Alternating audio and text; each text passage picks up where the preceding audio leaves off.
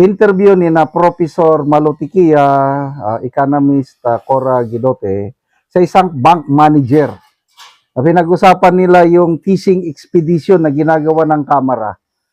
Kung pwede ba na at this stage, sa deliberation pa lang ng probable cause, kung pwede bang isubpoy ng bangko na i-bulgar ang mga bank accounts. Wow! Ito, nasupalpal ng todo ang mga kongresista. Hindi pwede at this stage. Bank manager na yan, ha? Sa impeachment trial mismo, sa korte na, pwede. But at this stage, hindi pa pwede. Pakinggan nyo, mga kongresistang magagaling. Ito, bank manager na nagsasalita. Tora, can you tell us about bank secrecy? Can you readily pierce the veil of a private depositor? Sige. Just to give you a background, bakit kailangan natin yung bank secrecy law. Marby Baleros. Rational behind Marby Baleros, bank the manager. state or the government wants to ask the people to trust the banking system. So, gusto nila yung mga pera natin, instead ay ilalagay natin sa bahay natin, sa ilalim ng ulan natin, sa bangko natin ilagay. Bakit importante yung deposits? Since alam ni Magdora na yung deposits natin, pinapaikot ng bangko para ipautang. So, pinapautang yan sa mga negosyante na nag-spur ng growth sa economy. So, yun ang important. So, yung, what is the bank secrecy law, yung RA 1405? RA 1405 is, was created, it states that all deposits of whatever nature, including investment funds issued by the government, are of purely confidential in nature. And no person or government official, even government official and offices can access your bank records except for four reasons.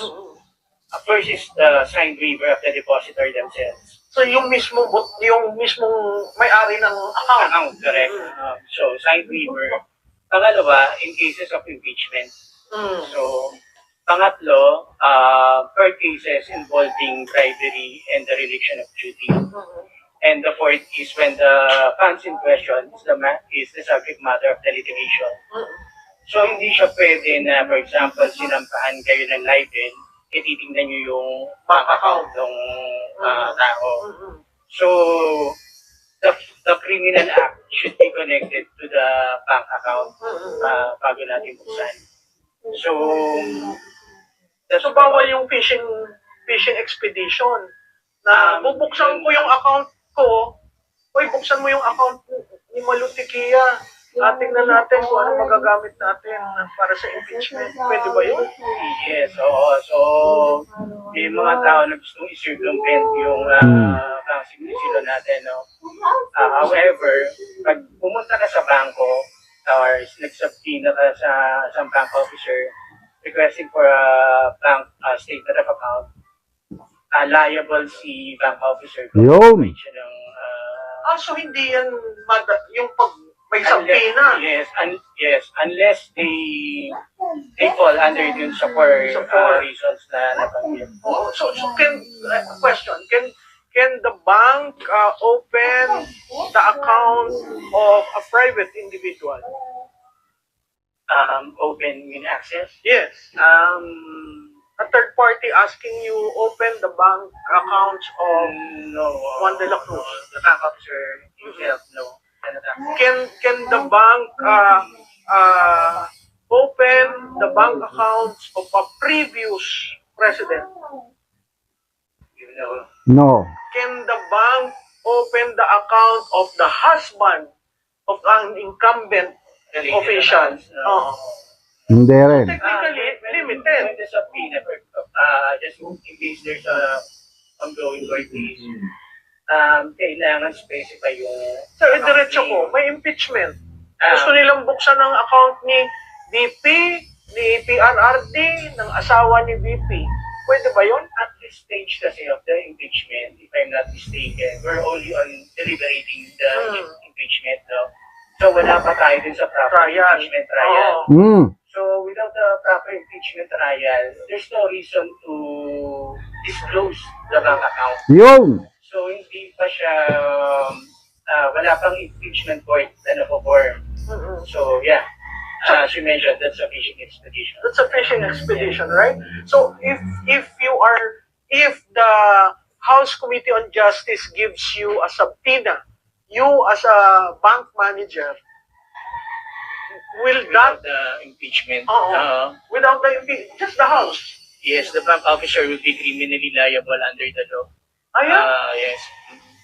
what is the impact to the economy if we start shaking the banks? Siyempre, mawawala yung tiwala sa mga bangko.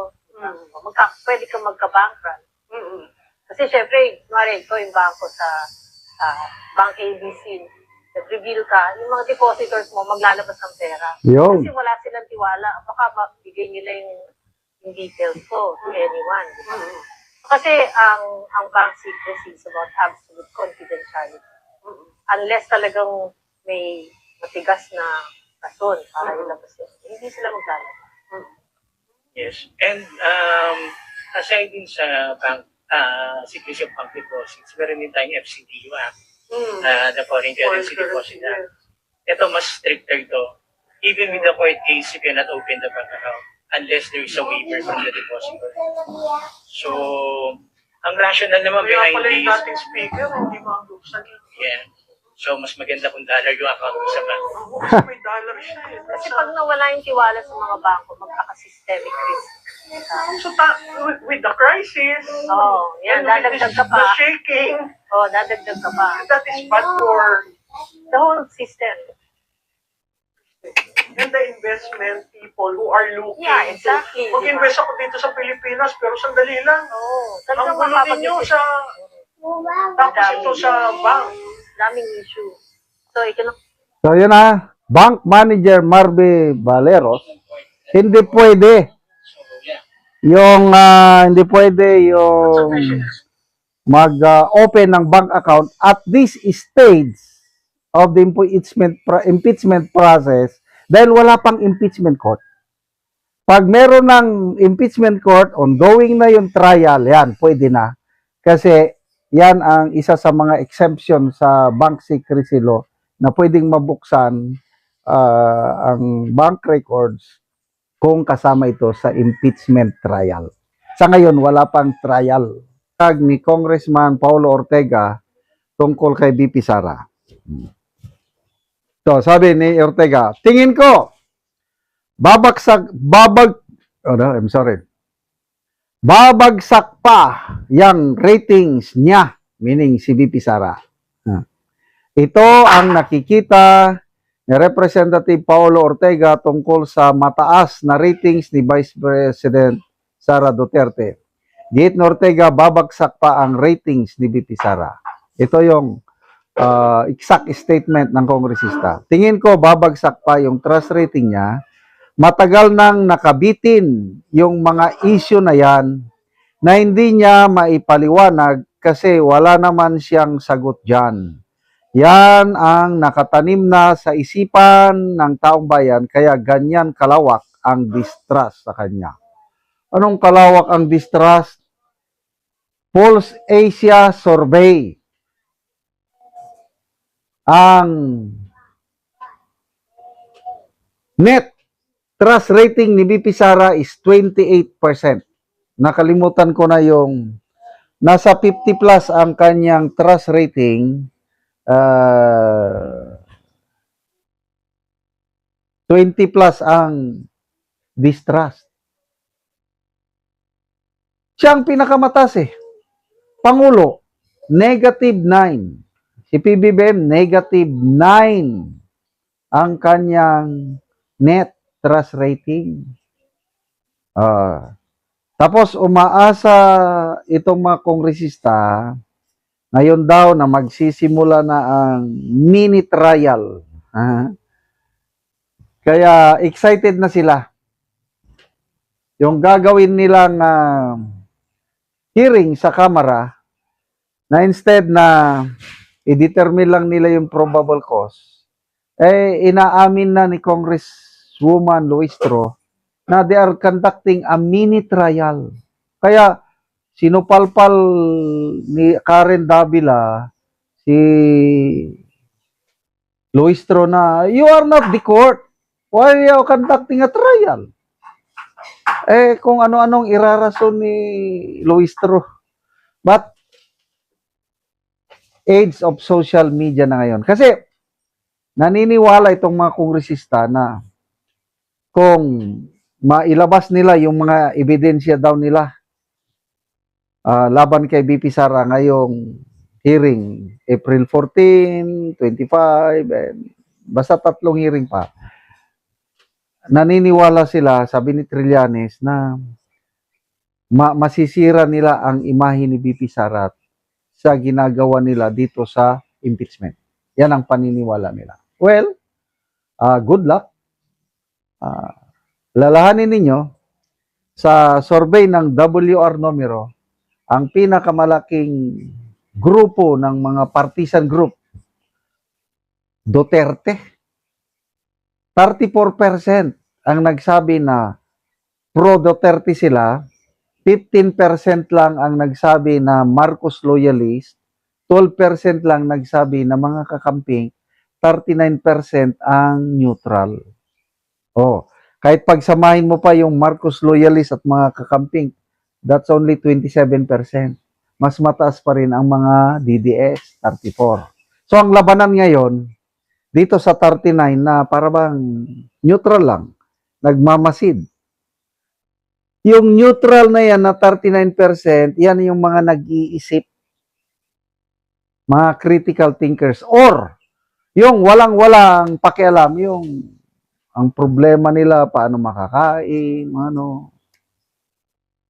So, huwag niyong i-underestimate yung 39% na neutral ngayon. Kung gusto nyong mabawasan ang suporta ni BP Sara, huwag niyong underestimate kasi nga nag-iisip ang mga yan. Ang taga Mindanao, kahit anong gawin yung, including some parts of Visayas, balwarte yan ng mga Duterte. Yan ang sabi ng research director ng Pulse Asia, si Professor Ana Tabapunda. Mahirapan ang sino mang kandidato, kahit endorse pa ng Pangulo, na talunin si BP Sara sa Visayas and Mindanao. Kaya propaganda kayo, sige, magpropaganda kayo. Parte sa laban ng politika yan. Anti-Claire Castro, sige, atake lang sa mga Duterte, hindi kami takot yan. Kasi, kulturang Pilipino, the more na inaapi nyo si BP Sara, the more na marami ang nagmamahal sa kanya. Ganyan lang yan. Kaya relax lang tayo mga kaibigan, kahit anong sira nila sa mga Duterte, kay Tatay Digong, kay BP Sara. The fact remains na milyones ang Pilipino na nagmamahal kay Tatay Digong. Sana eleksyon na ngayon. Kasi sa pinaka-latest survey ng WR Numero, 48% sa mga respondent, sabi nila, BP Sara ang iboboto nila kung eleksyon ngayon.